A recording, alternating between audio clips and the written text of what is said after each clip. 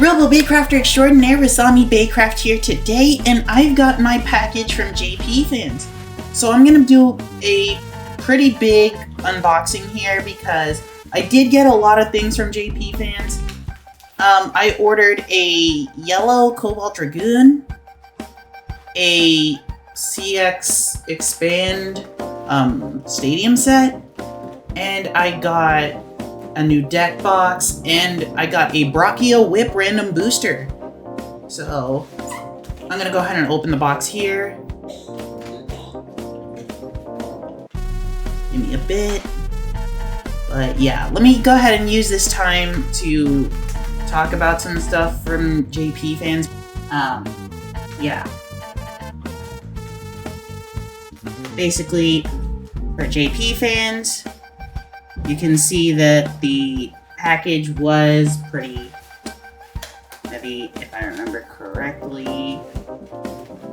The shipping duration was only a couple days, and it was from Japan to the US, so I mean, it didn't really need to be there soon, but it did only take a couple of days for my stuff to arrive once it all got to the warehouse and I paid for the shipping fees and stuff. But yeah, it was pretty good. It was a pretty decent experience. And there's a whole shipping calculator in there that's tax-free. And basically, the shipping cost estimation was there. It wasn't that bad. Customer service was really nice for JP Fans. But yeah, you can see all of the stuff I ordered right here. You can see the Brachio Whip Random Booster Select, the Yellow Cobalt Dragoon, and the deck box that I ordered. So what I'm going to do here is I'm going to unbox the Brachio Whip and the Stadium set. You can see that the Yellow Cobalt Dragoon is just the standard Random Booster Cobalt Dragoon 455 wall ball. And this deck box right here, I'm gonna go ahead and show you clips of me using the parts from the Brachio Whip in my Beyblade deck. And you'll also see me using the new deck box when I go ahead and show tournament footage, because I've already recorded tournament footage of me using all this. Reminder, this is me voicing over everything, but yeah.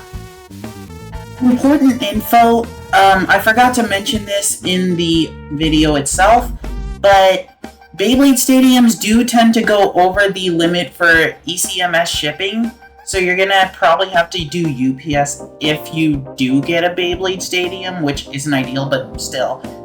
Just wanted to let you know that. Here I am opening the Start Dash set, and when I got this set, the listing said that it was the stadium only, so you're not going to be seeing the Blitz Bahamut. You're not going to see the launcher and the grip. It is just the stadium that I bought. But to be fair, I did get it for a pretty cheap price, considering that stadium sets nowadays are being pretty heavily scalped put up on eBay and stuff like that. But yeah, because of the fact that I got it from JP Fans, I pretty much got it for the same price that you would get it in Japan. Plus, like, shipping and stuff. But yeah, fun fact, you can go ahead and check the link in my bio, or you can use code RASAMI at your checkout for 20% off your shipping if you get JP Fans stuff. Or, let me rephrase that. If you get anything from JP Fans, you can use code RASAMI for 20% off shipping. Yeah, anyways. I don't know why I don't script this, but I basically don't script my videos because scripting really doesn't really do anything for me, and plus it seems a lot more genuine this way. But yeah, the quality on this new CX Stadium set for Beyblade X, I'm not sure how I feel about the CX Stadiums, because I don't know if it's just me, but they feel like they have a little bit more of a plastic coating than the previous stadiums that do, which, on one hand, it makes the stadiums a lot sturdier, but on the other hand, the stadiums feel different to launch in.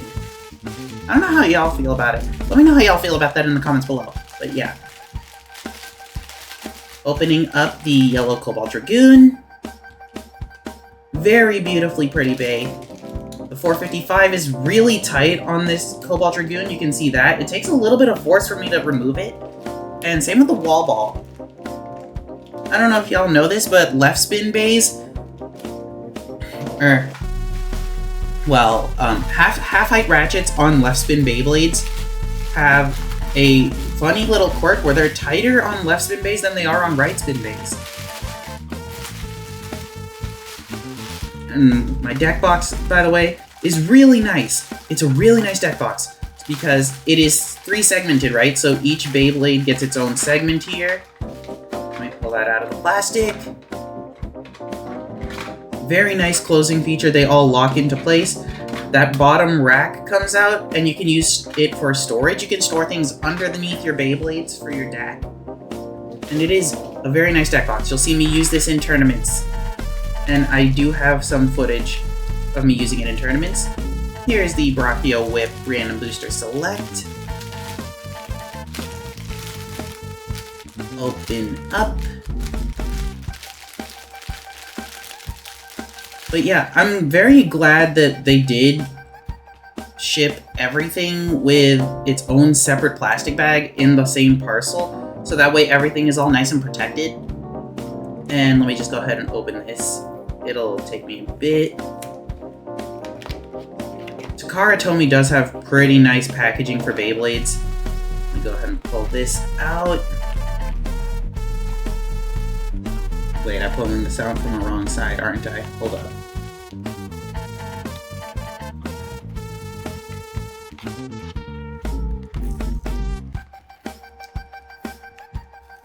Ignore me struggling to open a Beyblade package. Yeah, pull that out.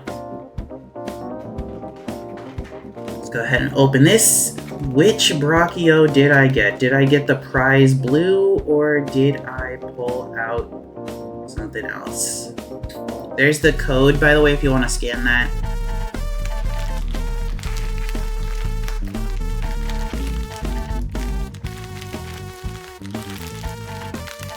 Just go ahead and rip this out the package.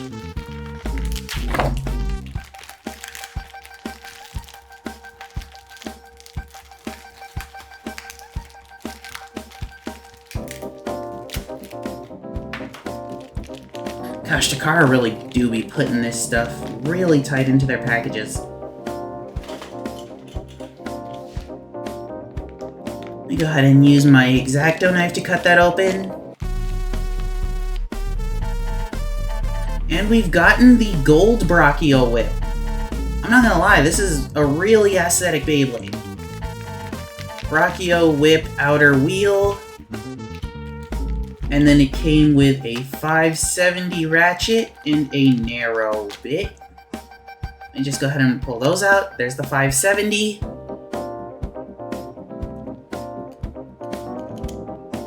Go ahead and put this on the Brachio. There we go. And the narrow bit. Let me just pull that out right there.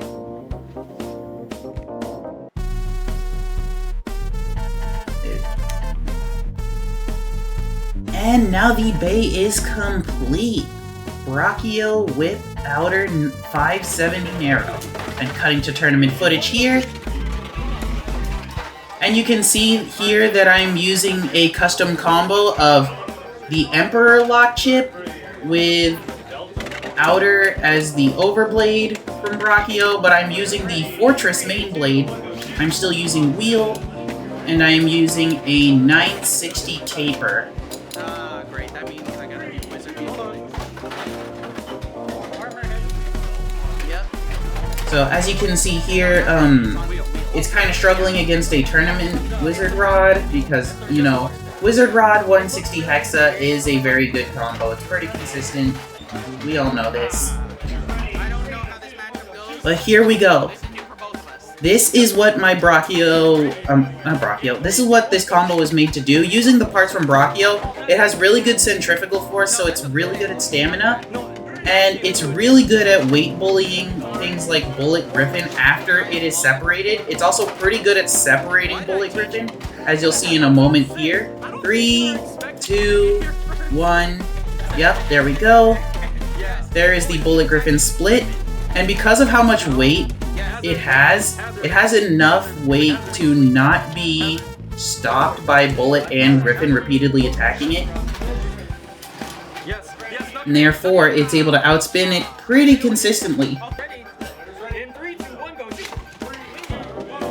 And you can see here, again, against Wizard Rod, it's not going to do much.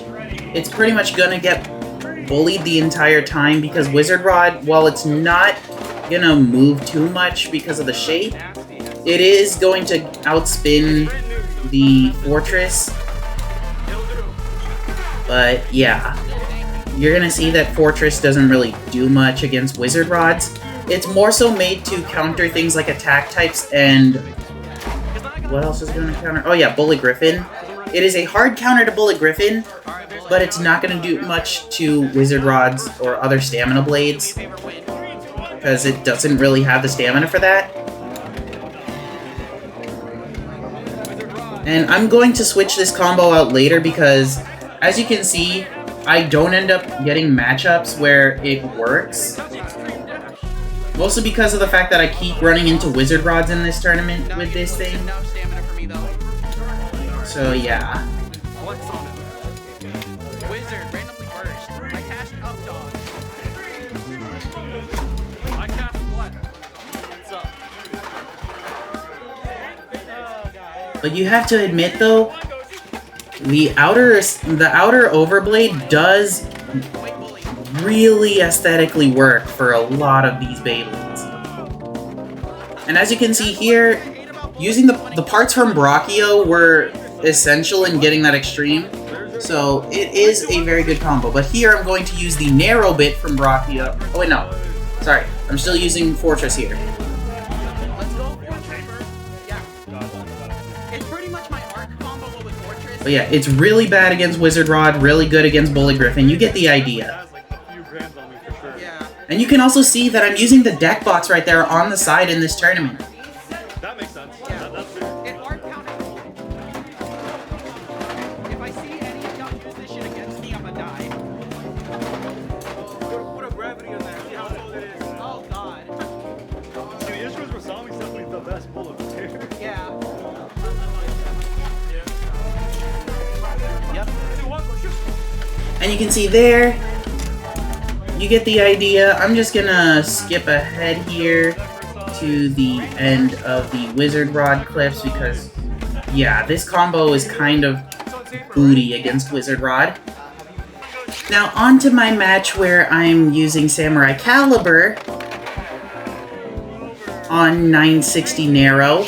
Reminder, this was the bit from Brachio Whip, so it is a very good bit on Samurai Caliber because it gives it a lot of stamina, and it gives it a lot of counterattack as well because of the rush style gears. Ignore the Wizard Rod mirror there. I put it in there just because. But yeah, Caliber, you can see that even though it was scraping really hard against the stadium floor here, you can see that it's still getting some really good stamina in, and it's able to make this Phoenix Wing look like it's nothing. And here, with a Hover Wyvern, it's going to tank a lot of hits from the Hover Wyvern, and Hover's not going to be able to do much to it. Watch this.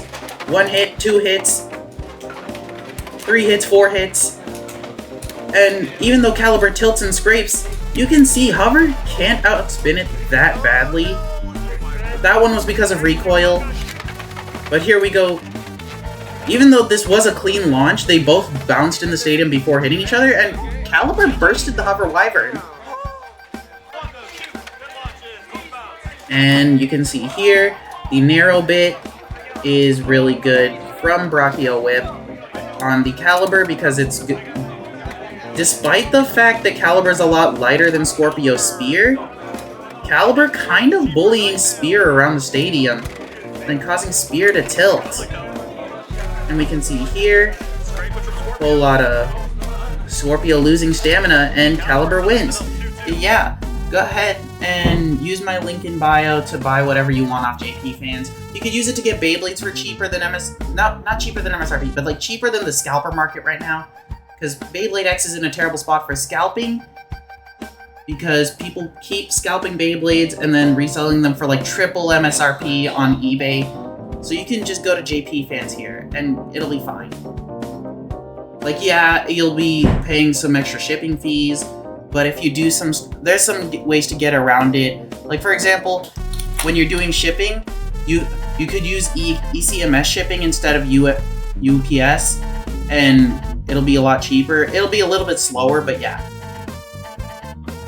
Well, try not to use UPS shipping if you're going to order stuff off JP Fans, so that way you don't have to deal with you know, extra delivery charges and fees like that.